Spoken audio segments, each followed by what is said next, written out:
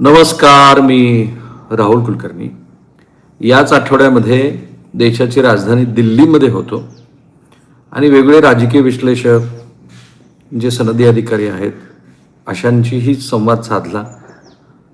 आणि दिल्लीच्या राजकीय वर्तुळातली एक नवी चर्चा, ज्याच्यामध्ये तिथल्या राजकीय विश्लेषकांना वाटतं की तथ्य आहे. आणि हे विश्लेषण तेव्हा सुरू आहे की गेल्या 12 वर्षामध्ये श्री नरेंद्र मोदी आणि श्री अमित शहा ह्या नंबर 1 नंबर 2 ह्या दुकलीनं जे काही राजकीय निर्णय घेतले, त्यामुळं तमाम पत्रकारांचे सगळे अंदाज चुकलेले.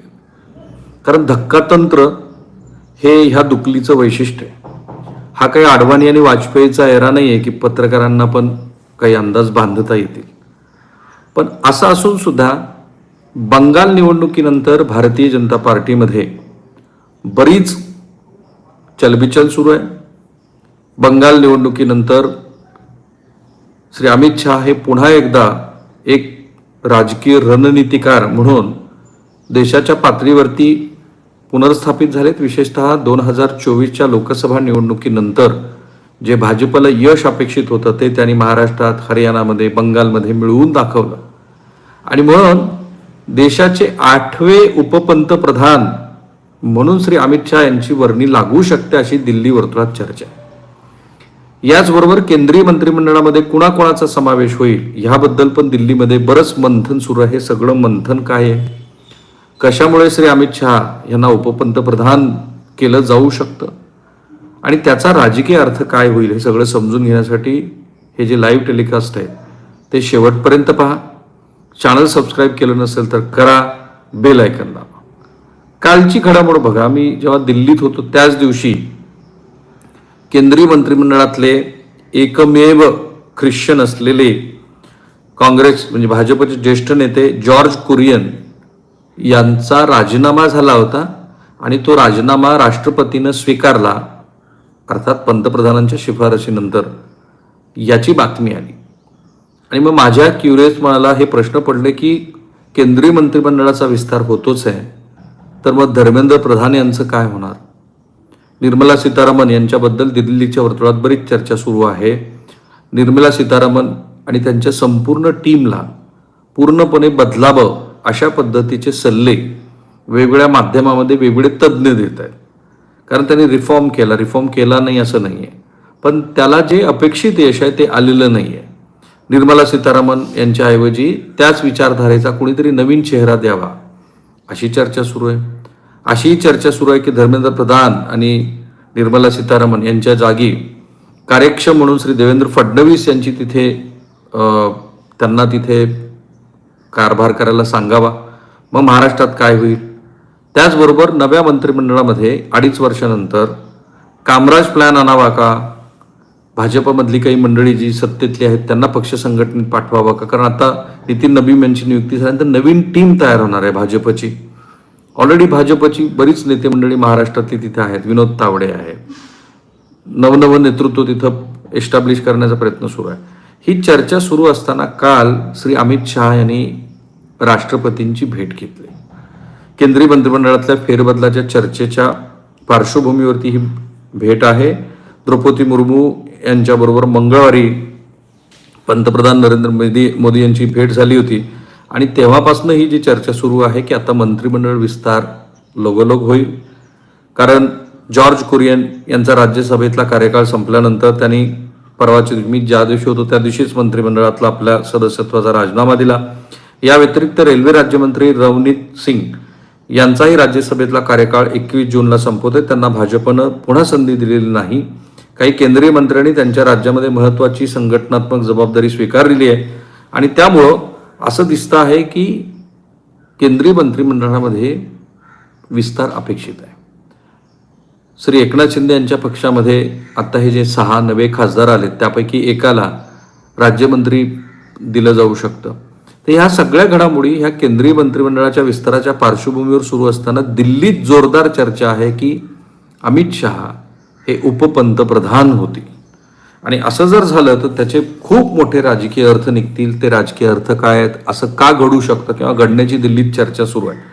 कारण आजपर्यंत ह्या देशामध्ये 7 नेत्यांनी उपपंतप्रधान म्हणून कारभार केलेला आहे. आणि 7ही जणांचं वैशिष्ट्य काय मी ते तुम्हाला सांगतो. सरदार वल्लभभाई पटेल 1947 ते 1950 त्यावेळेला पंतप्रधान होते जवाहरलाल नेहरू. मोरारजी देसाई 1967 ते 1969 त्यावेळेला पंतप्रधान होत्या इंदिरा गांधी. चरण सिंग 1979 ते जानेवारी-जुलै दरम्यान त्यावेळेला मोरारजी देसाई हे पंतप्रधान होते. यशवंतराव चव्हाण 1979 ते 1980 त्यावेळेला चरण सिंग पंतप्रधान होते. चौधरी देवीलाल 1989 ते 1991 व्ही पी सिंग आणि चंद्रशेखर पंतप्रधान होते. लालकृष्ण अडवाणी 2002 ते 2004 त्यावेळेला अटल बिहारी वाजपेयी हे पंतप्रधान होते. ह्या सगळ्यातलं एक वैशिष्ट्य तुम्ही बघितलं, पंतप्रधान एवढ्याच तोलामोलाचे त्यांचे सहकारी आहेत आणि त्यामुळे त्यांना क्रमांक 2चं पद देऊन की ज्याला तसं घटनात्मक दृष्ट्या काहीही अधिष्ठान नाही आहे. जसं उपमुख्यमंत्री हे पद घटनेमध्ये कुठेही नमूद नाही आहे, तसंच उपपंतप्रधान पद हे घटनेमध्ये कुठेही नमूद नाही आहे. पण संदेश काय बघा, लालकृष्ण अडवाणी वाजपेयी, सरदार वल्लभभाई पटेल जवाहरलाल नेहरू एवढ्याचा जरी आपण अर्थ घेतला तरी क्रमांक 1 आणि क्रमांक 2 हे तेवढेच तोलामोलाचे नेते आहेत. एकच कुणीतरी पंतप्रधान होऊ शकतो म्हणून दुसऱ्याला उपपंतप्रधान करून त्याच्याकडे महत्त्वाचं खातं. ऑब्व्हियसली लालकृष्ण अडवाणी जसे गृहमंत्री होते तसेच श्री अमित शहा हे गृहमंत्री आहेत आणि म्हणून ते पॉवरफुल नेते आहेत. अर्थात NSA आणि सगळी टीम ही त्यांच्याकडे रिपोर्ट करत नाही. उपपंतप्रधानाला काही अधिकार असतो का, तर नसतो. फक्त या 7 उपपंतप्रधानांची जर नावं आपण पाहिली तर यापैकी एकही जण पंतप्रधान झालेला नाही आहे. पण तो पंतप्रधान टू बी नॉमिनेटेड असं, कारण 2004ला जर पुन्हा भाजपचं सरकार आलं असतं तर दिल्ली वर्तुळातील तेव्हाची चर्चा बघा, अनेक पुस्तकांचा रेफरन्सेस बघा, लालकृष्ण अडवाणी हे पंतप्रधान झाले असते. संघाने लालकृष्ण अडवाणी यांच्यासाठीच शब्द टाकला होता. वाजपेयी हे तसे मवाळ आणि थोडेसे नेहरूयन विचाराचे होते.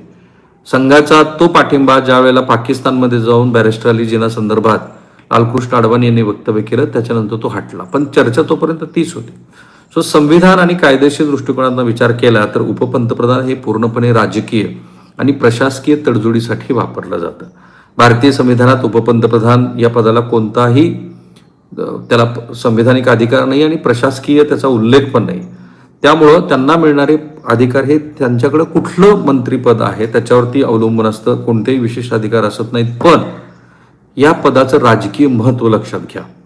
पंतप्रधानाच्या अनुपस्थितीमध्ये ते मंत्रिमंडळ बैठकीचं अध्यक्षपद भलेही भूषवू शकत असले तरी सुद्धा पंतप्रधानांचे मुख्य अधिकार जसं की मंत्री बदलणं किंवा सरकारचे धोरणात्मक निर्णय घेणे याचे अधिकार त्यांना नाहीत. पण राजकीय महत्त्व आहे.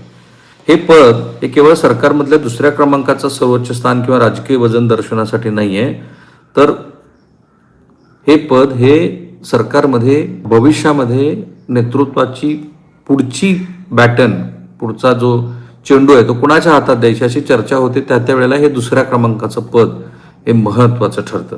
आणि म्हणून याला जरी अधिकृत दुजोरा भारतीय जनता पार्टीकडनं कोणी दिलेला नसला तरी सुद्धा अमित शहा यांच्याकडे सध्याचं जे गृह मंत्रालयाने सहकार मंत्रालय जे नव्याने निर्माण केलं गेलं होतं सहकार मंत्रालय, त्या खात्यांचा कारभार असल्यामुळं आत्ताच्या नव्या बदलामध्ये पुढच्या भविष्याची रणनीती म्हणून अमित शहा यांच्याकडे उपपंतप्रधान येऊ शकतं अशी जोरदार चर्चा आहे.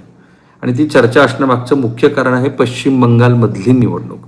पश्चिम बंगाल विधानसभा निवडणुकीत भाजपनं जो ऐतिहासिक विजय मिळवला 294 पैकी 207 जागा, आणि जे भाजपचं आजवरचं राजकीय लक्ष होतं ते साध्य केलं. त्याचबरोबर अमित शहा हे गृहमंत्री झाल्यापासून कलम 370 हटवणं, राम मंदिराच्या निर्मितीमध्ये त्यांची सक्रिय भूमिका, वन नेशन वन कायदा, समान नागरी कायदा आणि वन नेशन वन इलेक्शन संदर्भातलं त्यांचं भाषण, या सगळ्यामुळं अमित शहा यांची राजकीय बाजू खूपच उजवी झालेली आहे. तेव्हा की जेव्हा 2024च्या लोकसभा निवडणुकीमध्ये भारतीय जनता पार्टीला अपेक्षित यश मिळालेलं नाही. अमित शहा हे सत्तेतलं महत्त्वाचं पद त्यांच्याकडे आहेच प्रशासकीय, पण पूर्णपणे पक्ष ते चालवतात हे सगळ्यांना माहिती आहे. म्हणजे त्या दृष्टीनं विचार केला तर श्री नरेंद्र मोदी हे सरकारचा चेहरा आणि सरकारचे प्रमुख आहेत, पण ते पक्ष संघटनेत फारसं लक्ष घालत नाहीत. जी काही रणनीती असते, म्हणून तर त्यांना चाणक्य म्हटलं जातं, ते अमित शहांची असते. आणि त्या रणनीतीचा हा विजय आहे असं मानलं जातं आहे बंगाल विजयानंतर अमित शहा हे मुख्य रणनीतिकार, इलेक्शन स्ट्रॅटर्जिस्ट म्हणून त्यांचं स्थान जे आधीच होतं ते बळकट झालं.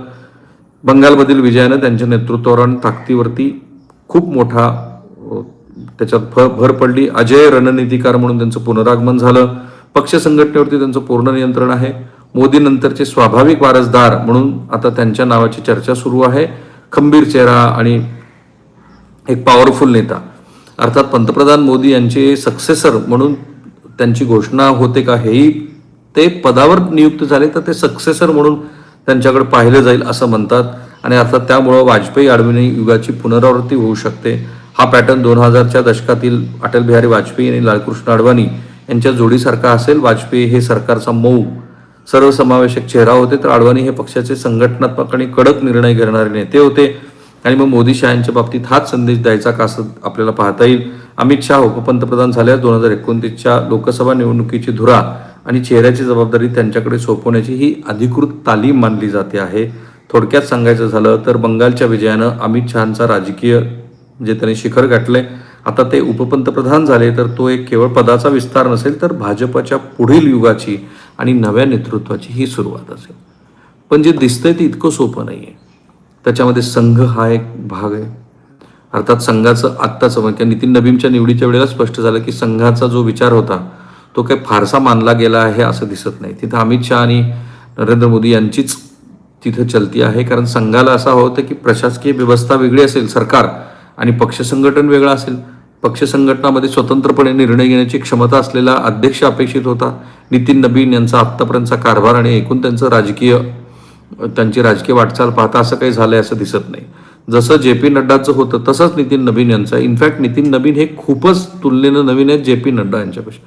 त्यामुळे अलीकडच्या काळातली जर रचना आपण पाहिली तर असं दिसतं आहे की अमित शहा यांचं इलिव्हेशन, त्यांची जी शिखराकडून शिखराकडे वाटचाल आहे ती अधिक गडद होताना दिसते. मला फक्त दिल्ली वर्तुळातली चर्चा सांगायची होती.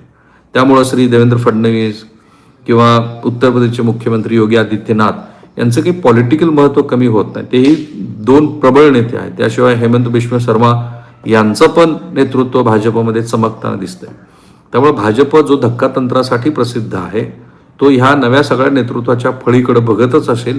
पण जर ते उपपंतप्रधान झाले तर संदेश काय असेल हे मला तुम्हाला सांगायचं होतं. आणि दिल्ली वर्तुळातली चर्चा, केंद्रीय मंत्रिमंडळाच्या विस्तारामध्ये जो संदेश जाईल तो संदेश फार महत्त्वाचा आहे. आणि त्या संदेशातनं 2029च्या लोकसभा निवडणुकीची भाजप काय तयारी करतो आहे हे स्पष्ट होईल. त्याचंही विश्लेषण आपण करू. मला खात्री आहे की मी ज्या पद्धतीची मांडणी करतोय ती मांडणी इतकी सखोल, नीट अभ्यास करून, अनेक सोर्सेसना पुन्हा पुन्हा विचारून आणि महाराष्ट्राच्या हिताचं काय आहे ते सांगण्याचा आमचा प्रयत्न असतो.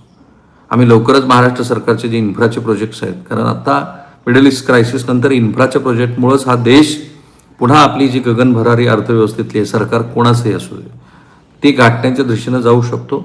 तो करण्याचा आमचा प्रयत्न आहे. त्यामुळे असे एक 20 उत्तम प्रोजेक्ट की ज्यामुळं ह्या महाराष्ट्राच्या विकासाला आणि देशाच्या विकासाला गती मिळू शकते ते दाखवण्याचा प्रयत्न आहे. त्यासाठी हे चॅनल पुन्हा पुन्हा पाहत राहा. सगळ्या तुमच्या जवळच्या नातलग आणि मित्रमंडळीला सांगा की इथे तुम्हाला नेमकेपणानं विश्लेषण पाहायला मिळेल. Thank you so much. Have a nice day.